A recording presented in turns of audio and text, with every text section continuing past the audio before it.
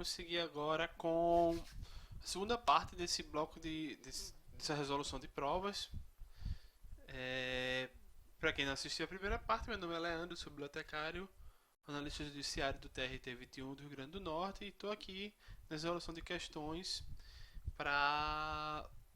que são questões que vão ser abordadas pelo livro de Gustavo Reim. E né, no livro a gente vai ter maiores explicações acerca das questões aqui tratadas. O objetivo aqui é tratar um pouquinho dessa mentalidade para resolução de provas e questões e de forma mais informal conversar um pouco sobre as questões que foram trazidas por essa prova aí que aconteceu em 2018 do CESP para o STJ. Ok? Então vamos lá. Vamos seguindo. Com relação ao uso do suporte de informação, suportes informacionais e das fontes de informação, julgue os itens a seguir. Tá repetido aqui, mas vamos lá para o 61. Consideram-se fontes os documentos, as pessoas ou as instituições que fornecem informações pertinentes a determinada área, fatores essenciais para se produzir conhecimento. Então ele fala aqui como fontes, documentos, pessoas ou instituições que fornecem informações pertinentes a determinada área. Dá um tempo aí para vocês responderem.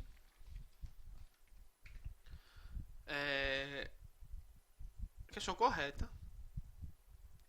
Na verdade, a divisão ela tá mais entre fontes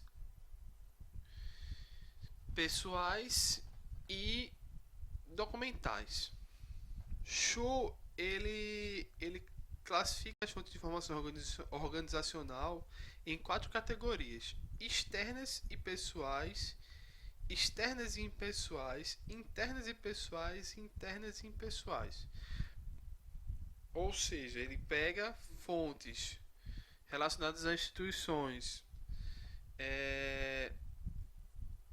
Na verdade, ele classifica fontes como pessoais, internas ou externas, isso considerando aí o contexto, e documentos internos e externos. Então, pessoais, internos e externos,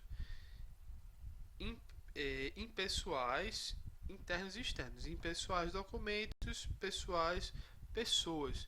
Tem até uma classificação que fala do conhecimento tácito para o explícito. Eu acho que dá para fazer uma relação. O conhecimento tácito é o conhecimento que as pessoas detêm de experiência que não foram registradas em fontes de informação. O explícito é aquilo que foi escrito, que está documentado, que está descrito. Tá?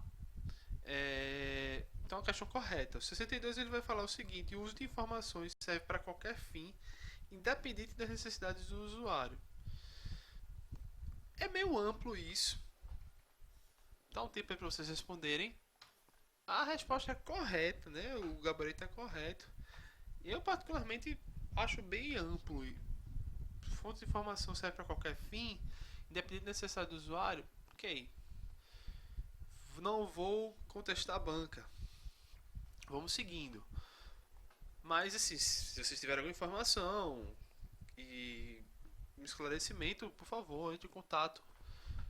Fale aí que vai ser de grande valor. 63 fala: são consideradas fontes terciárias as que mostram a participação de outro autor ou produtor, tais como as bibliografias, os dicionários, as enciclopédias, as publicações ou periódicos de indexação e resumos, os artigos de revisão e os catálogos. Entra naquela classificação, né, clássica de fontes primárias, secundárias e terciárias. Relembrando, as fontes primárias são as informações novas ou informações originais, que não foi submetida à interpretação, à condensação, à tradução, ao comentário. Ok? É a fonte primária. São as leis, são a normas, patentes e enfim. Na verdade, tradução é a fonte primária também, só corrigindo. Já as fontes secundárias são interpretações e avaliações de fontes primárias. E as terciárias entrariam como uma espécie de destilação das fontes primárias e secundárias. Aí há uma confusão. Mas ele está falando ele quer saber se as fontes terciárias, se as bibliografias, dicionários, enciclopédias, publicações periódicas, indexação e resumos, artigos de revisão e os catálogos são fontes terciárias. Resposta, dá um tempo para responder. A resposta está errada. Vale a pena dar uma aprofundada nisso, mas dicionários, enciclopédias são fontes secundárias, salvo engano. Com certeza, dicionário é uma fonte secundária. Bibliografia, periódico de indexação e resumo já vai para terciária, tá? Então, questão meia uma pegadinha aí. 64. As redes de informação, com o objetivo de possibilitar o atendimento ao maior número de usuários da informação, são formadas exclusivamente por redes bibliográficas. Atentem aí para o exclusivamente e eu vou dar um tempo para a gente responder. A resposta está errada. Pessoal, exclusivamente, unicamente, sempre, nunca, todos, nenhum. Cuidado com essas palavras dessas assertivas aí, que podem mudar totalmente o conceito, né? O sentido da questão, e você perder uma questão, ou na verdade duas, por causa desse ponto. Porque, lembrando que a CESP, muitas das provas, uma errada anula uma certa, e aí você pode prejudicar você bastante. Essa questão é errada. Tem um artigo de Maria Inês Tomael, de 2005, que ela fala o seguinte, que redes de informação reúnem pessoas, organizações, para intercâmbio de informações e ao mesmo tempo em que contribuem para a organização de produtos e operacionalizam serviços sem a participação mútua, e sem a participação mútua não seriam possíveis. Quando ele fala que são formadas exclusivamente por redes bibliográficas, redes de informação, ele realmente está limitando. Acho que os fins para isso são diversos.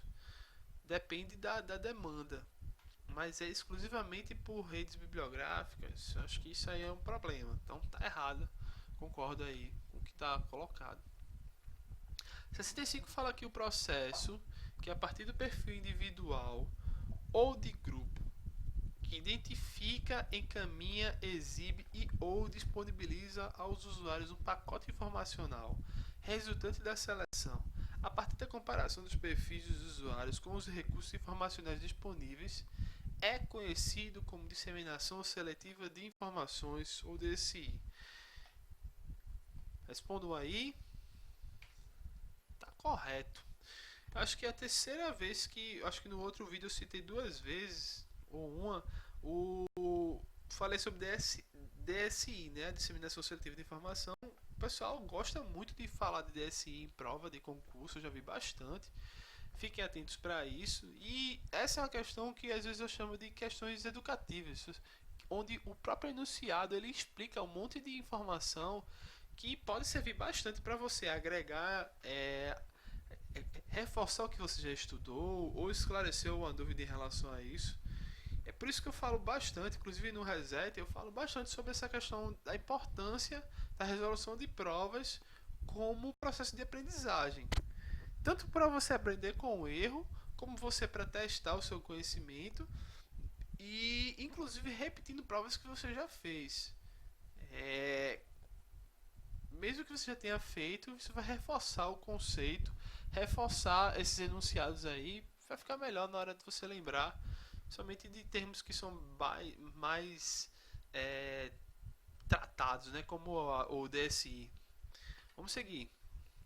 Agora a gente vai falar sobre uma questão assim, daqui pra frente a gente vai ter uma série de questões bem técnicas, com conceitos que não permitem tanto um raciocínio, né, uma observação do funcionamento. São mais objetivos, você tem que deter esse conhecimento.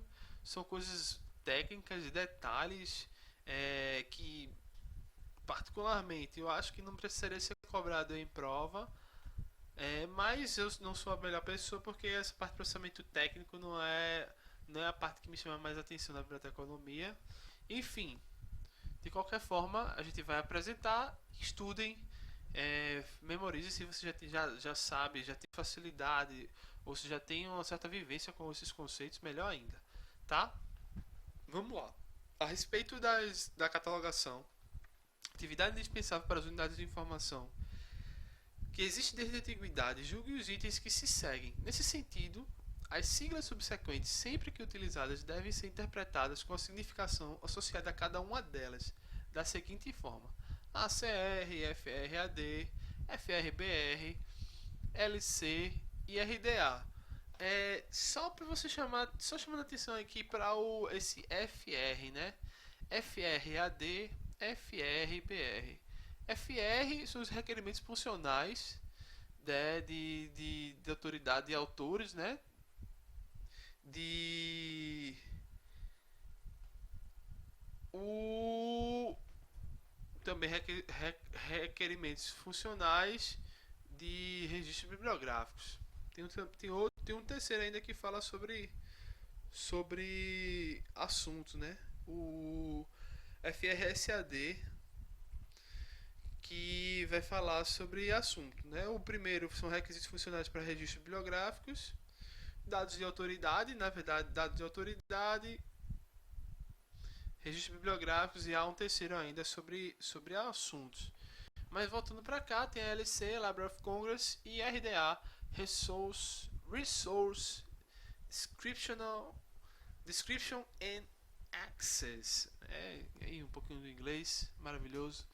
Vamos lá. Aí o 66 ele fala o seguinte: a catalogação compreende 3 partes: descrição bibliográfica, pontos de acesso e dados de localização. Vou dar um tempo aí para responder. Tempo. Vamos à resposta. Então, sim, tá certo. Também é uma questão educativa aí. May e Silveira já falavam que a catalogação compreende 3 partes: a descrição bibliográfica, os pontos de acesso e dados de localização. Só isso aí tem que saber e pronto.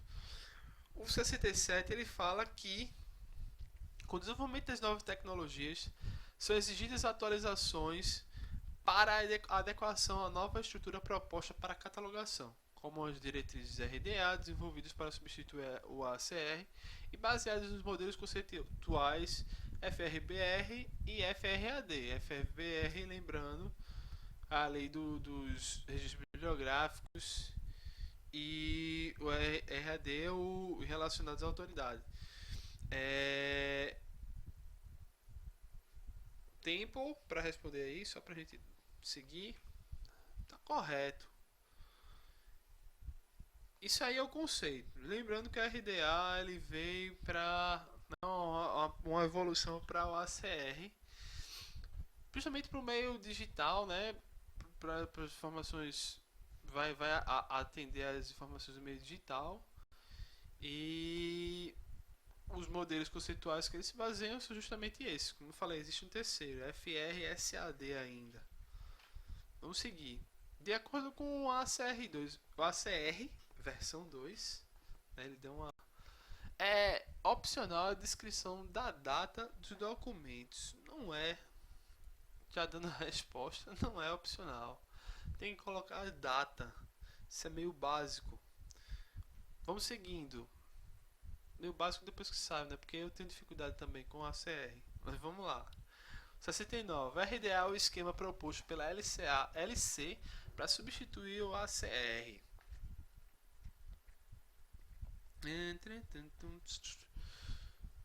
Tempo para a resposta.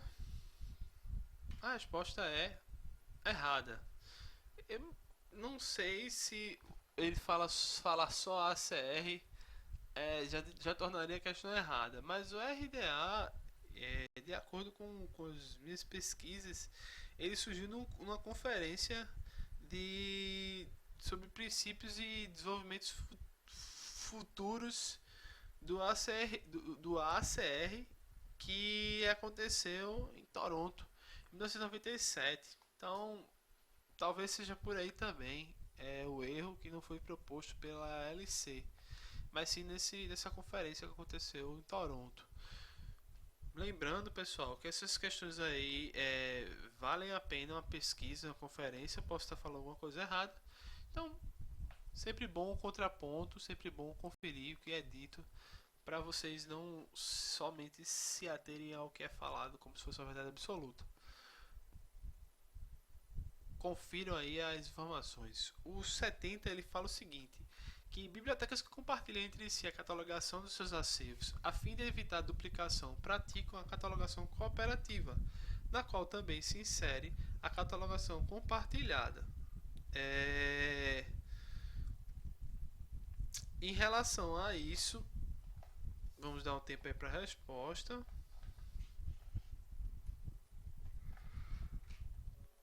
Tá correto. Ele está falando aí que o conceito de catalogação cooperativa ele está dentro de catalogação compartilhada, certo? Catalogação cooperativa tem o princípio de não de que uma vez que o livro é catalogado evite-se o retrabalho, né? E compartilhado eu peguei uma referência aqui falando de Godinho e Faria que essa proposta dessa catalogação compartilhada surgiu no ano de 76, de 1876. 100 anos depois, a LC implementou, né, com a ideia de que a catalogação era feita em folhas. Essas folhas eram copiadas e distribuídas em bibliotecas que não iriam precisar refazer de novo, porque já receberam esse compartilhamento dos dados catalográficos.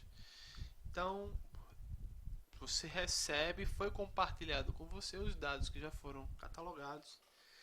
Isso também entra na ideia de catalogação cooperativa. Catalogação cooperativa puxa mais para a ideia também de uma rede, né? De uma rede cooperativa. Tem que ter uma rede para que acesse outra vez do sistema, enfim.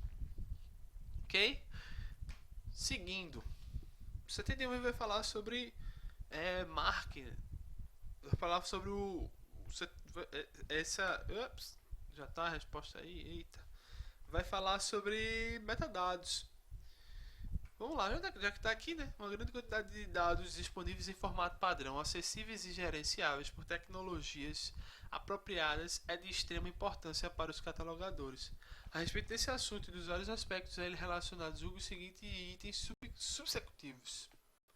71 ele fala que a catalogação em formato MARC pode conter informações de conteúdo.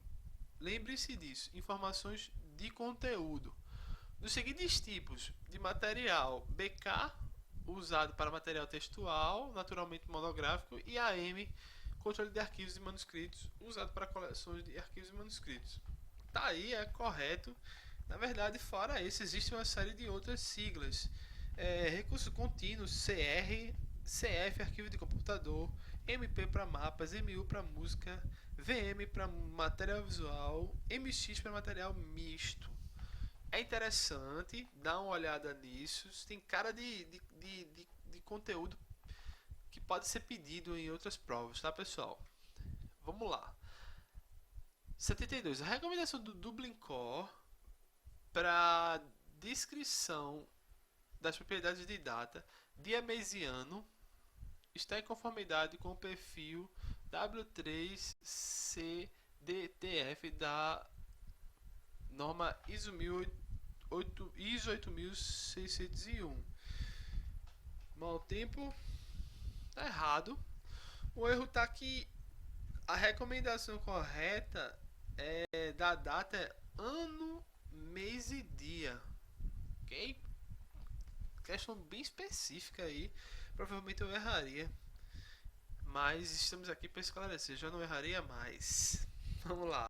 O modelo FRBR é composto por 10 entidades, divididas em 3 grupos. O grupo 1, composto pelas entidades conceito, objeto, evento e lugar, é o de maior destaque nos FRBR e se refere às entidades utilizadas há muito tempo pelos catalogadores. Outra questão bem específica. Na verdade, em relação ao FRBR, ele é dividido em 3 grupos, tá ok? Grupo 1, 2 e 3, sendo que essa descrição está relacionada ao grupo 3, não ao grupo 1, já dando a resposta. Entidades que justamente juntamente com as entidades do grupo 1 e 2, serve como assunto da entidade, conceito, evento ou lugar. O grupo 1 ele vai falar sobre entidades que são produtos de trabalho intelectual ou artístico, obra, expressão, é, manifestação e item, tá? Então ele só trocou a numeração aí para complicar a vida do nobre concurseiro ou concurseira. 74. Na fase de modelagem conceitual, da anotação multimídia, é possível determinar um conjunto de conceitos com compromissos ontológicos estabelecidos para a construção da conceituação para domínio de interesse. Nossa! Vamos lá. Certo ou errado? Tá certo. Considera-se a fase de modelagem conceitual, também denominada de conceituação, como uma das mais importantes no processo de desenvolvimento de ontologia. Isso de acordo com um texto de Fernandes Gomes Pérez, jurista de 97. Você tem que realmente saber esse detalhe aí, mas já fica a ideia que modelagem conceitual ela visa tornar justamente de forma coerente os elementos ontológicos de um domínio. Ok, pessoal? Vamos seguindo. 75. A estrutura dos registros do formato MARC contém informações de conteúdo, novamente informação de conteúdo, de diversos tipos de material, entre os quais inclui arquivos de computador CF para informações codificadas somente processadas por computador. Orelha em pé aí. E material visual para os meios projetáveis, gráficos bidimensionais, artefatos bi ou tridimensionais, objetos naturais e kits. Vamos lá. Dá um tempo aí para responder. Tá errada. A Arenta tá muito certo, mas tá errado. O detalhe aqui, ó, pessoal, somente. Sabe, eu marquei aqui. VM tá ok, mas o CF ele não só se limita a isso não. Ele vai falar de arquivos usados para programas de computador, software, dados numéricos, arquivos multimídia desenvolvidos para computador, serviço de sistema online, que já foge desse aspecto, e outros tipos de recursos que são codificados de acordo com o seu aspecto mais relevante. Então, o problema está aí, principalmente nesse somente, né?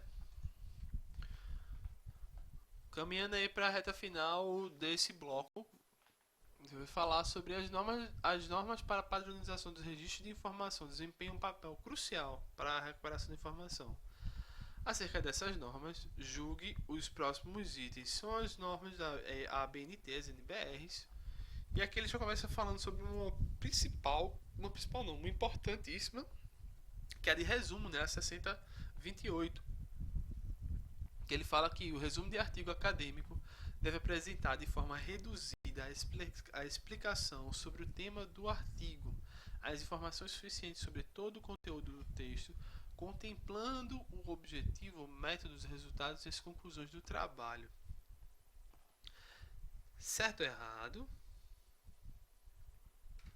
Tá certo. A norma 6028, ela vai falar sobre resumos, ela até apresenta 3 tipos de resumo: resumo crítico, o indicativo e o informativo. Aí ele está falando sobre o informativo, que ele vai falar, o detalhe está nos resultados e as conclusões do trabalho. Lembrando que o resumo informativo, ele tem o propósito de apresentar os resultados, né, no próprio resumo do que o artigo está falando, de formas para evitar que o pesquisador, o leitor, ele precise acessar o artigo completo. Então ele ajuda o usuário a não perder tanto tempo. Já falando aí dos resultados, aqui trata o artigo, né, ou o trabalho, o que seja. Diferente do indicativo e do crítico, tá? Vale a pena dar uma olhada nessa NBR também. Como 78. Ao referenciar o trabalho apresentado em evento em meio eletrônico, a NBR pertinente estabelece que não há necessidade de incluir os seguintes elementos considerados não essenciais: numeração de evento e página inicial e final da parte referenciada. Isso aí você tem que realmente saber um detalhe. Mas você pensa assim, né? Você começa aí desconfiando por dizer que são elementos não essenciais. Mas vamos lá, a resposta é errada. Na 623, na NBR 623 de 2018, no ponto 7.8.4.2, 7842, ele vai falar justamente disso, assim, quais são os elementos essenciais. Então ele fala de vários elementos essenciais, dentre eles a numeração do ano e o volume, número e ou edição, tomo, página inicial e final, data do período de publicação, nota indicando o número e nome do evento e ano e local, né? Então, a numeração do evento, a página inicial e final, de onde esse trabalho aparece dentro dos anais desse evento é fundamental para a localização. Ok, pessoal? Então a questão está errada. Só seguir a norma. As 79. A equivalência entre os elementos do RDA e os conceitos do FRBR, a catalogação descritiva é importante para facilitar a aplicação do esquema RDA, tanto pelo catalogador quanto pelos softwares, de forma a minimizar o ruído entre as informações. Então, os requerimentos de funcionalidade do FRBR para registros bibliográficos e para aplicar no RDA, ele fala que tem que ter uma sincronia aí, eles têm que dialogar, né? Elementos do RDA e os conceitos do FBR têm que estar juntos para facilitar a compreensão, né, e a aplicação pelo catalogador e também pelos softwares, né, para facilitar essa padronização. Tá correto, já falei a resposta antes de dar o tempo para responder. E para fechar esse bloco, vamos à questão 80. O termo representação descritiva, embora muito abrangente, impossibilita a ambiguidade e a confusão com o tratamento temático da informação. Tempo. Vamos responder. E aí, pessoal? O termo representação descritiva e representação temática, ele causa confusão. Às vezes a gente se enrola. Fica claro, pelo menos pra mim, até você se habituar, não é tão simples, não é tão claro. Mas representação descritiva está relacionada aos detalhes físicos da obra, do elemento a ser descrito. E a representação temática está relacionada ao assunto, certo? A gente sabe, um os detalhes físicos e o outro assunto, em termos gerais. Mas quando eu falo representação descritiva, é impossível que haja confusão e ambiguidade. Se ligue nesses absolutos aí. Claro que não é impossível, é possível. A gente se confunde e a questão está errada, tá ok? Então, pessoal, vamos dar uma paradinha aí, terminando esse bloco 2. Voltaremos aí com o bloco 3, cobrindo as questões de números 81 até 100 desta maravilhosa prova. Abraço!